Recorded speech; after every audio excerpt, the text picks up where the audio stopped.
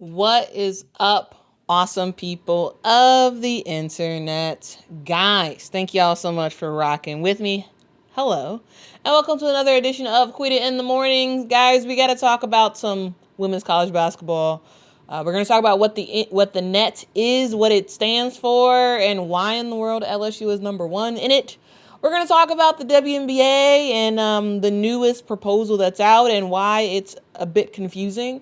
And we'll talk about what happened yesterday. So, without further ado, Quita in the Morning starts now. Are you ready?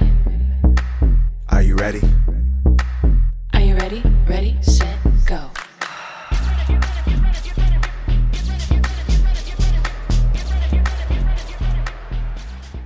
At three, at two, outside Bowen for the win. She hits it!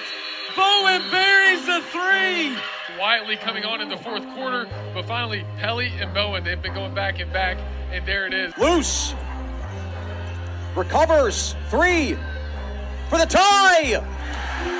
If they miss, they're coming away with another look and a three-point play. Make it a potential four-pointer. Pull-up three, no good. Sellers is ready, and she drains it. Sellers will trigger the long three. Oh, so pretty. Chow comes out of nowhere to steal it away. Skinner attacks the glass. Rim pressure, lays it in, plus the foul. 1 and 2 in the friendly confines this year. King on the way to the cup. Lays it home. We stressed it a lot. We had nothing to lose today, so we were just going to go out and play. And, I mean, everyone stepped up. Great energy right from the jump, like you said. And we're just going to work hard. It's been a big emphasis for us, and I think we did a great job. And so, I mean, shout out to my teammates. They make it so much easier for me, and I love playing with them. We all read off of each other really well. So, I mean, we'll always have a successful day when we play with each other. Offensively that was kind of the storyline today.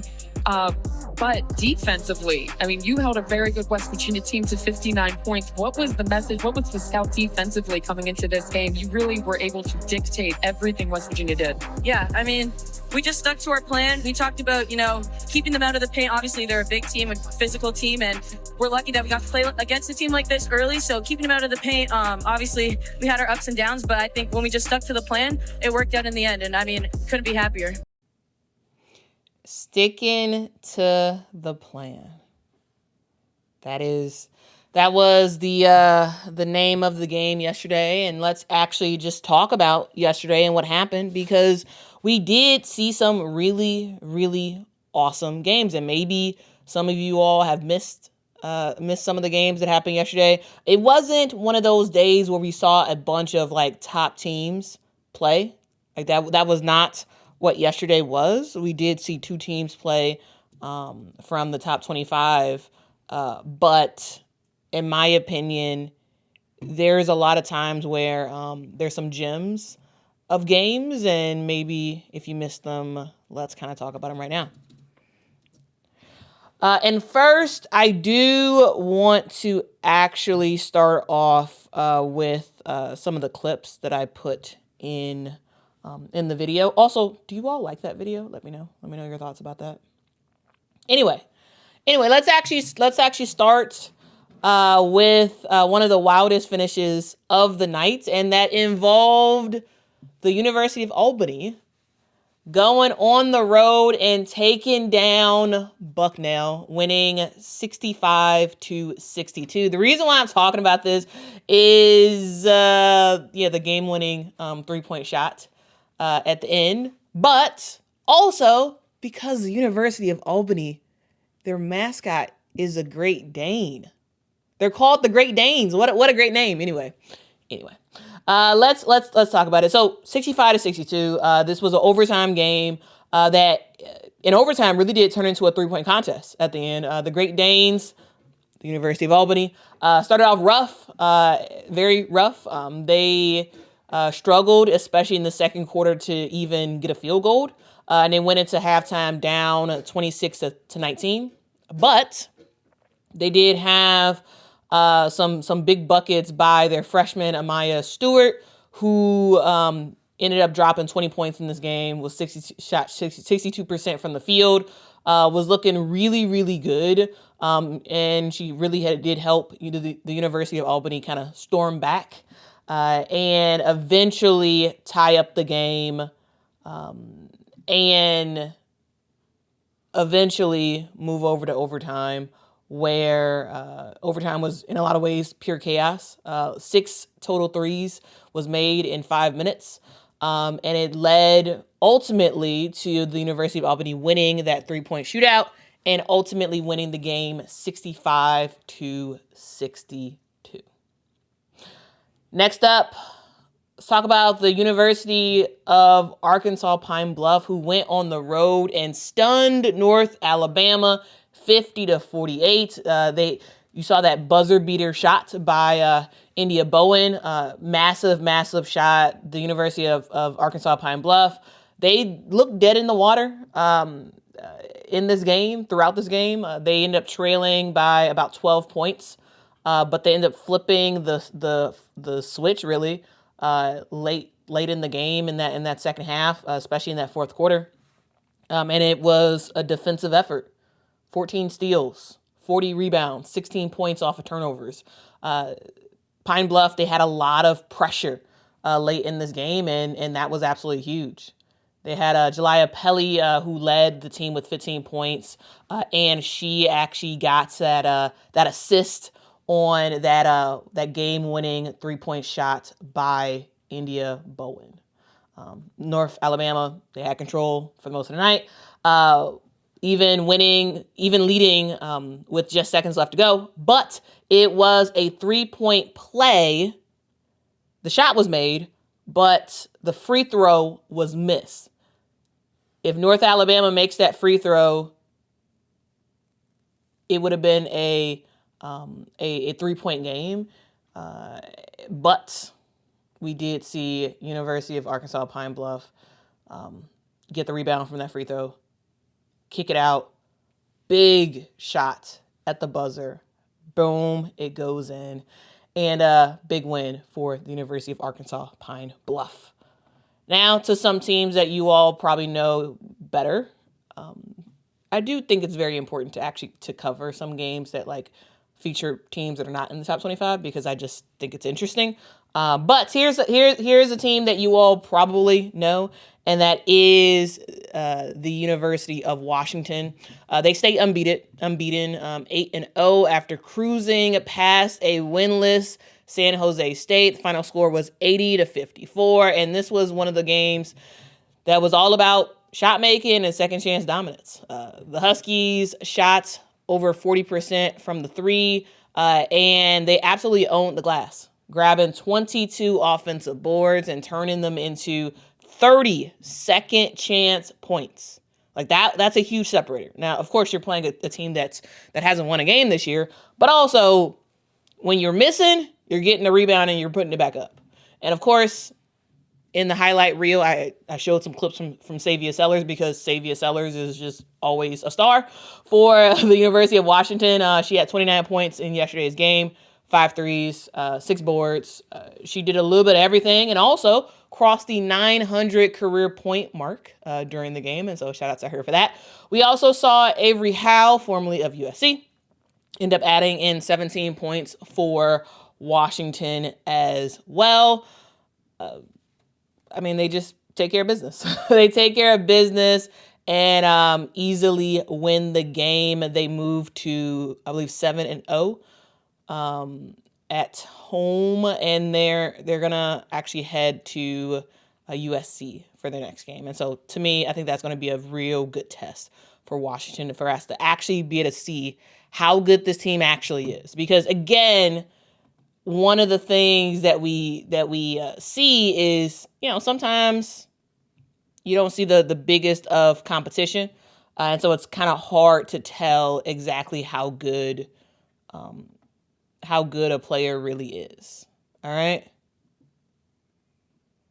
Or how good a team really is. But the game against USC this week is going to, I think, tell a lot. And then also we got Villanova as well, because Villanova, took down a ranked team. And you all know what I like to say. Any and everybody can and will get got. And yesterday, it was West Virginia's time to get got. It was their time to get got. The upset of the night comes out of Morgantown, where Villanova walked in and smoked number 25 West Virginia. They snapped the Mountaineers' home winning streak. And honestly, the game was not really close at all. The longer extended clip that I showed in that sort of highlight reel was featuring that game and some highlights from that game. And I got to tell you, Villanova came in blazing. Shot 52% from the field, 40% from the three, and they started off hot.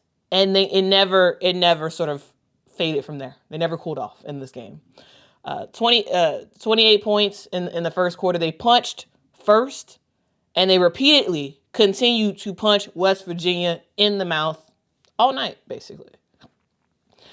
We saw Villanova again come out guns a-blazing.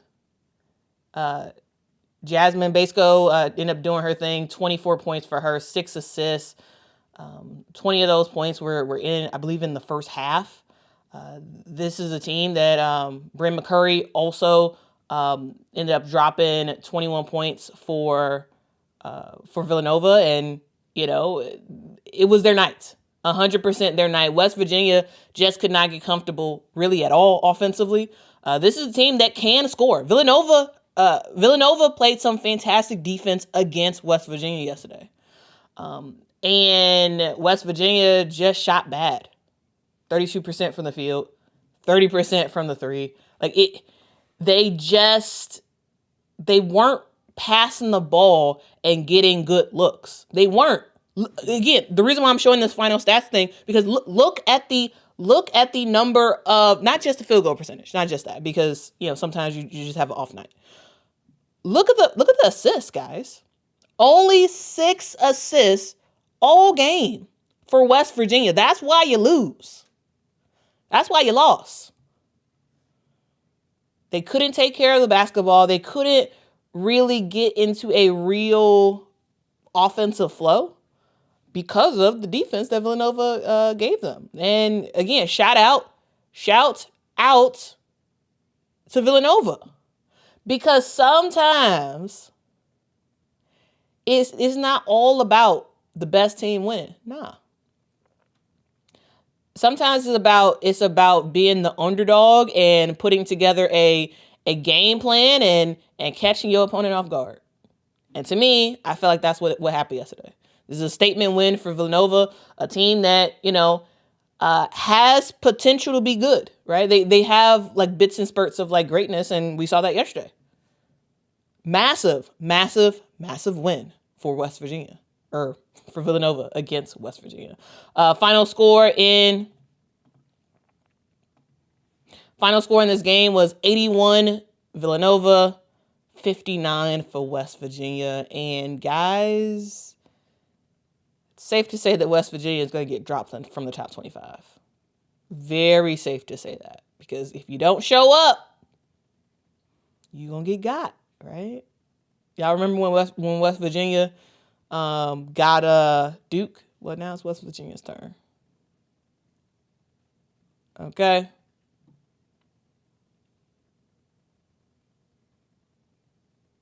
All right. Yes, Quintus, this is a big wake-up call for West Virginia. I agree with you. Yeah, this is a wake-up call. All right. El Kune says, anybody can get got, especially this season. I think the only team going undefeated will be UConn. Nobody will beat them. I think they're winning the Natty. Okay. All right. Well, hey, we will see what happens, okay? We will see what happens. KT says Villanova a sleeper, I guess. Yeah, I mean, hey, any and everybody can get got. Says UConn finally has competition in the Big Easy Conference. That's hilarious. I mean, Villanova's been decent for a while. I just think that was a big game yesterday for Villanova. So again, shout out to Villanova, because you gotta always respect the motto. Anybody and everybody can and will get got. Okay. Kentucky Rick says, if you're eating at Quita's table, wash those hands and hit that like button. That's hilarious. Yes, hit that like button. It really does help the channel out a whole lot. Thank you in advance. All right. Again, we're going to talk about LSU in just a moment. But first,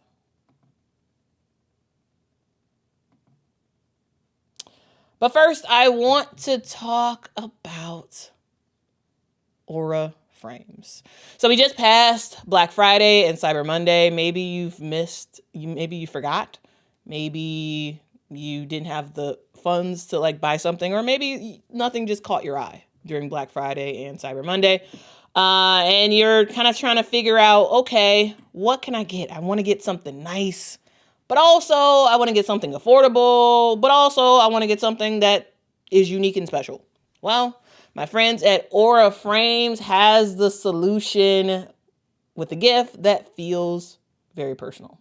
So a couple years ago, random fact about me, I try to get like very sort of sentimental gifts for my parents, right? And a couple years ago, I got them a photo album, and they absolutely loved it. It was like photo album of like the last, like, I don't know, 20 plus years or whatever. And they loved it. They were so thrilled about a photo album because my dad loves photos. He loves to see older photos. And this year, I think I probably am going to step that photo album up a notch and end up getting them a Aura frame. Why? Because one, who doesn't like photos? And two, a digital picture frame is way better than a photo album.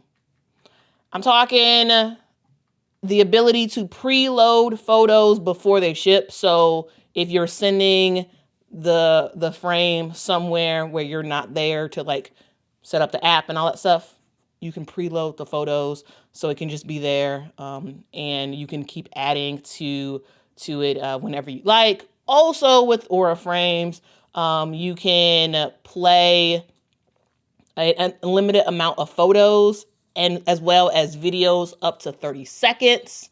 And you know, when you take photos on your phone, on your cameras, this could be photos like older photos. There's an app that you can upload that stuff on there and organize it however you like and have it play.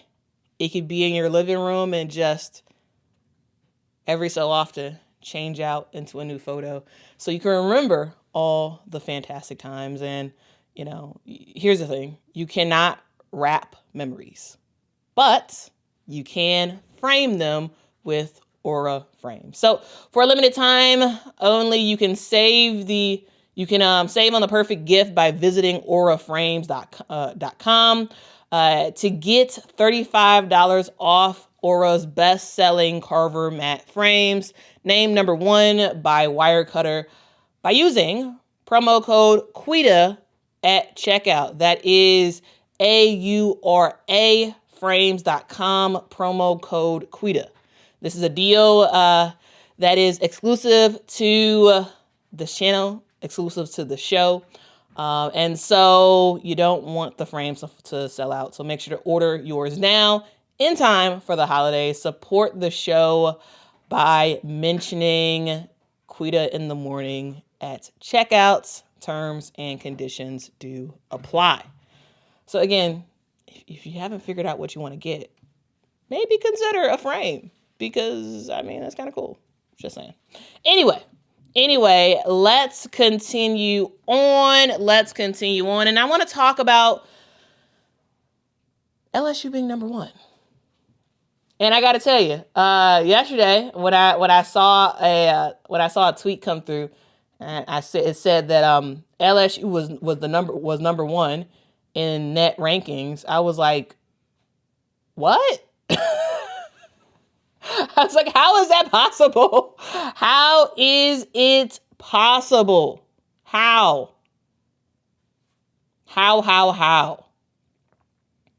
Well, I'm going to tell you, because this happens every year. Where I forget what the net rankings is. And then I get surprised when the first net rankings come out and I'm like, what? So let's talk about it. Okay. Net ranking, NET net. It is a ranking system that stands for the NCAA evaluation tool. So the NCAA evaluation tool is net. Like sometimes I just say net, sometimes I say NET. Anyway, the net is evaluation tool used for both women's basketball and men's basketball.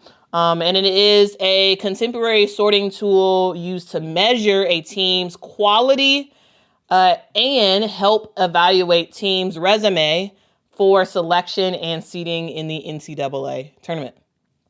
The net rankings is determined by who you've played, where you've played, how efficiently you played, and the results of the game, meaning, whether it's a win or a loss, and how much you won by and how much you lost by.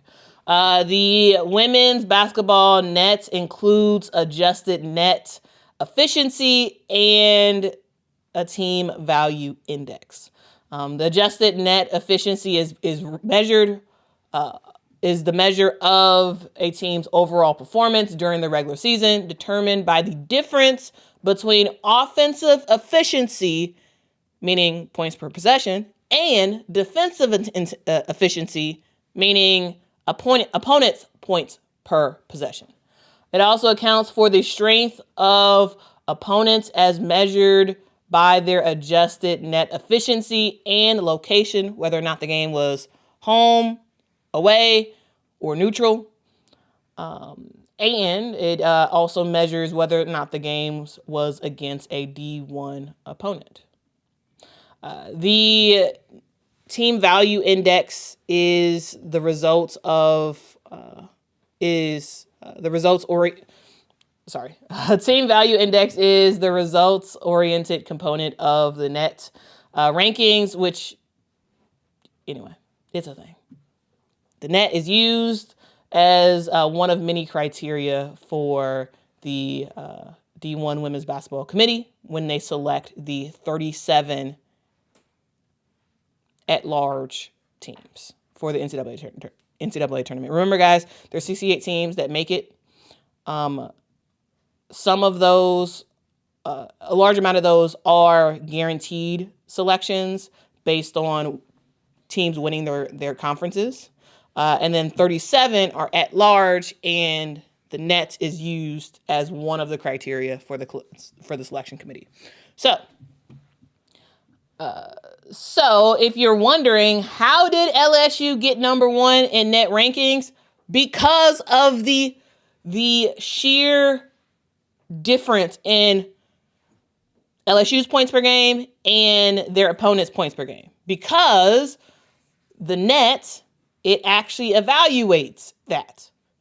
Because as I said, it takes a look at the difference between offensive efficiency, which is, again, points per game, points per possession, and defensive efficiency, opponents' points per possession. Because of the sheer dominance, because of the amount of back-to-back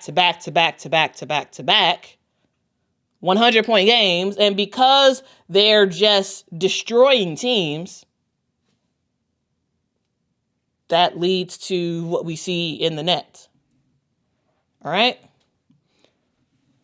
That's what leads to that. So yes, is it the case that LSU has not actually played tough competition? Yeah, they haven't played tough competition. They haven't. Okay?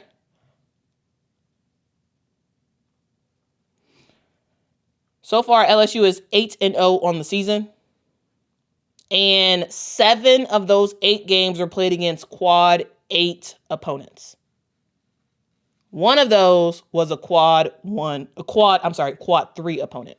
So again, not the best. Not great teams, right? You can compare that to UConn, who has played 3 quad 1 games, 2 quad 3 games, and 2 quad 4 games. And you kind of go down the line from there. You get the picture.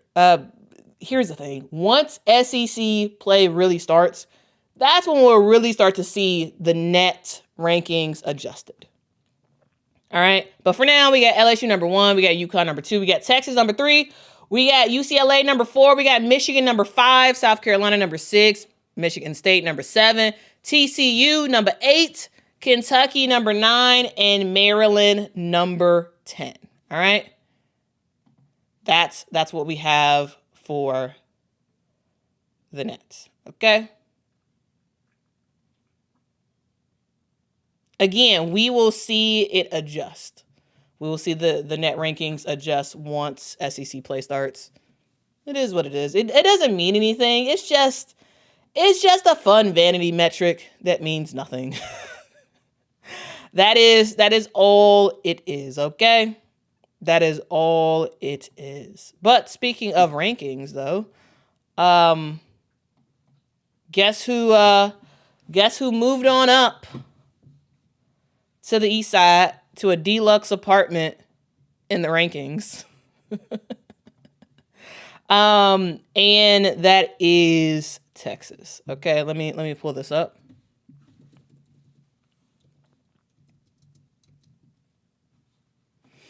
Let me pull this up because we do have a new top 25 rankings for women's college basketball. All right.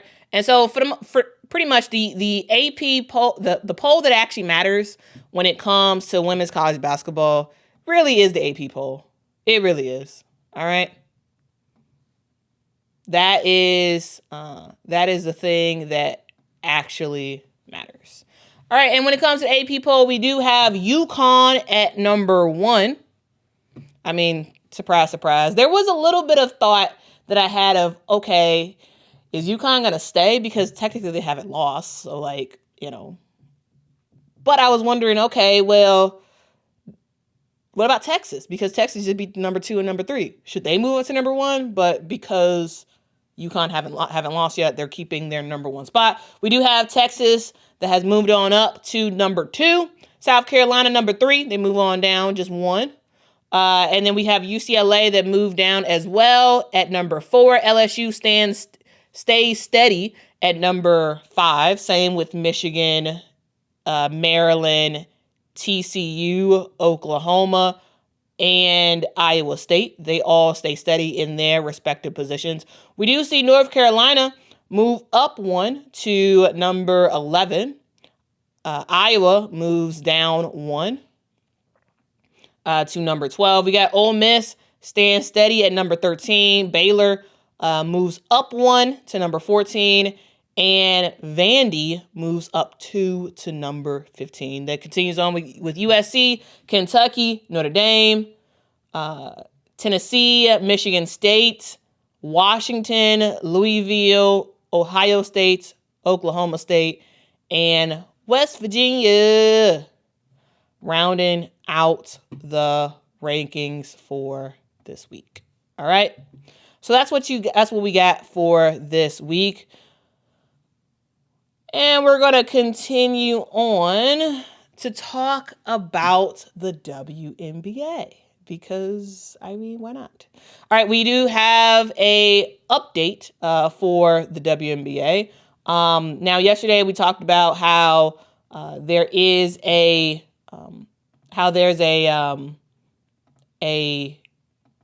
oh my goodness, can I talk today? We talked about yesterday how there is an extension on the current CBA, and that will last for another 40 days, and so that'll be ending in January. But there does seem indication from all sides that they do want to get a deal done sooner than that. And I do want to talk about the latest update regarding the WNBA. So this graphic is from Christina Williams, who is, a big insider when it comes to women's basketball. Also, ESPN did report the same numbers as well. There is the new proposal from the WNBA is that there's going to be a guaranteed $1 million base salary for max players starting in 2026. Here's the deal with that. Before, you all may remember there was a 1.1 salary that was in the mix. From what I understand, that was not a base salary. Now this is $1 million base. Then also revenue sharing could rise max player earnings to $1.2 million. That's if they participate in like the marketing agreements for the WNBA, which if they do that, that means that they're going to have to be largely in the U.S., which means that it's going to be very difficult for them to do any other leagues in the offseason if they take some of like the marketing stuff and other things that the WNBA has to offer. So that's the thing. Anyway, average salary would increase to over $500,000. Minimum salary would rise to over $225,000. Team salary caps would jump from $1.5 million to $5 million in the first year. What that looks like for the second, third, fourth year, don't know.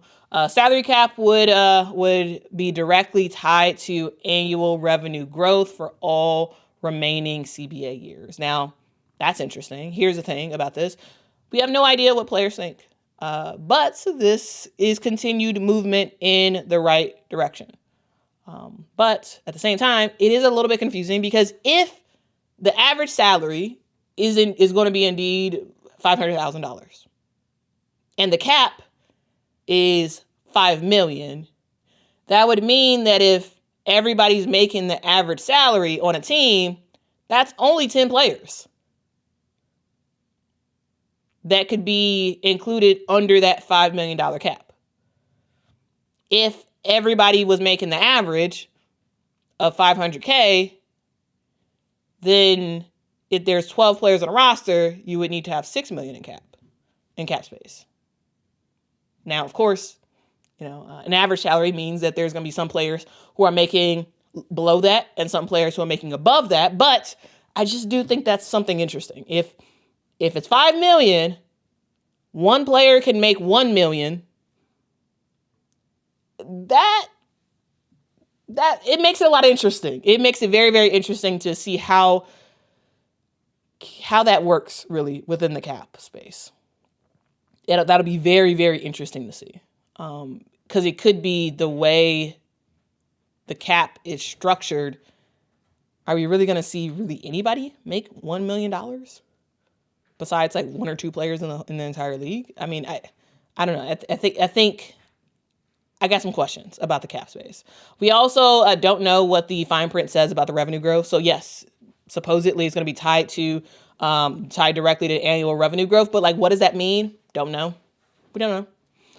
Also, a thing to note is that the rules for the expansion draft can't be figured out until a new deal is done. And so for the time being, Toronto and Portland, they are in a holding pattern. We don't know when the expansion draft will be because the new CBA has to get done.